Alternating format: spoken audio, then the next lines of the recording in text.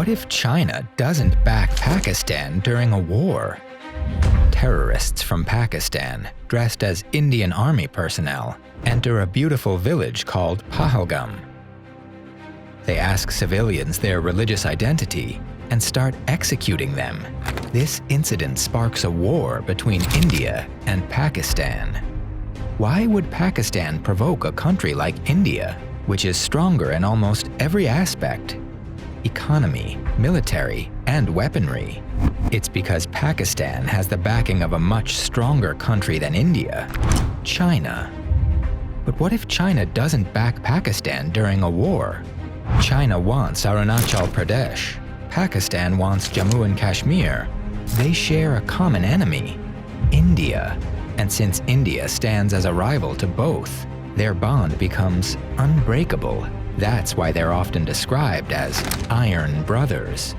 China is Pakistan's largest arms supplier. Pakistan relies heavily on Chinese weapons and systems, like the J-10C fighter jets, ZDK-3 early warning aircraft, and HQ-9 air defense systems. Even in nuclear cooperation, China supports Pakistan. In 2010, China announced plans to sell 2 plutonium-producing heavy water reactors to Pakistan. In 2023, it signed a contract to build a Hualong-1 nuclear reactor at Chashma.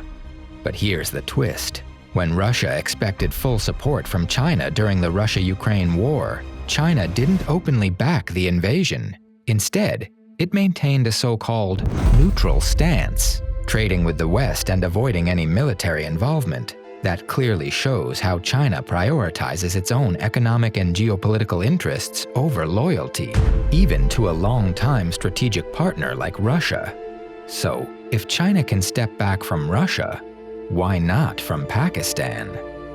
Now comes the big question. What if China doesn't back Pakistan in a war?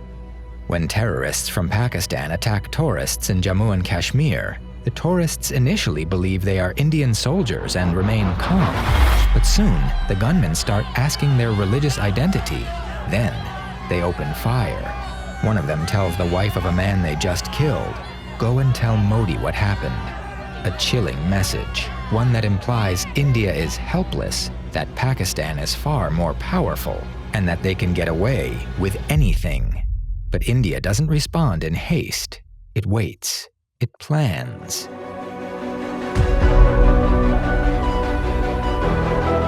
Then comes Operation Sindoor, a carefully designed counterstrike to dismantle the operational bases of terrorist groups behind cross-border attacks. It's a direct response to the Pahalgam massacre on April 22, 2025, which killed 26 civilians.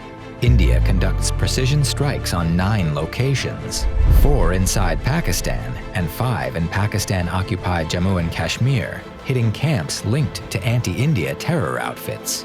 Now, imagine Pakistan without China's support.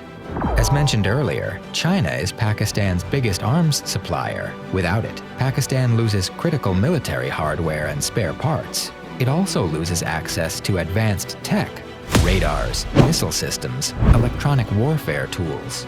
In contrast, India is backed by several Western defense partners and has more indigenous capabilities. China also provides real-time satellite data and battlefield intelligence. Losing that means poor surveillance and less awareness, leading to greater losses for Pakistan. Over 80% of Pakistan's arms come from China. Without them, Pakistan can't hold a war effort for even a week. Meanwhile, India's defense reserves and stronger economy could sustain a month-long war without major disruptions, even during a global recession.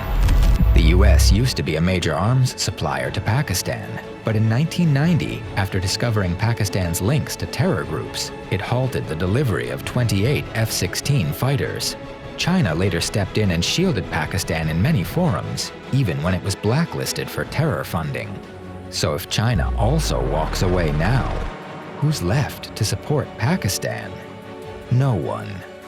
And let's not forget the economy. War is expensive, but for Pakistan, war without China means total economic breakdown. CPEC investments could be halted, infrastructure and job growth would crash. China has given Pakistan multiple bailouts, including a $2.4 billion loan rolled over just recently. Without that support, Pakistan risks defaulting. The rupee could collapse. Inflation could skyrocket. People would suffer. Investors would flee. The country could spiral into unrest. Morale would break. And India?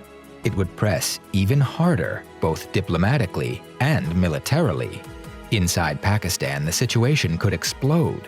A collapsing economy, mounting losses, and lack of support could trigger protests, political chaos, or even dissatisfaction within its own army. People would hit the streets, not to support the war, but to survive.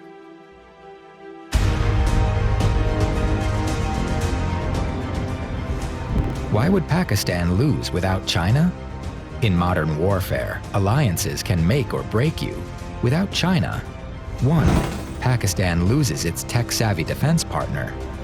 2. It loses economic breathing space. 3. It loses its diplomatic shield. And most importantly, it stands alone with few allies and fewer resources. China's support isn't just symbolic, it's Pakistan's lifeline. Military strength, economic survival, and global diplomacy all depend on it. If China walks away when war breaks out, Pakistan may not only lose the fight, it may lose its voice in global politics, and maybe even its place on the map. Even if China supports Pakistan, the damage from India's retaliation will be significant. But if China doesn't, Pakistan might not recover. That would be clear to the whole world.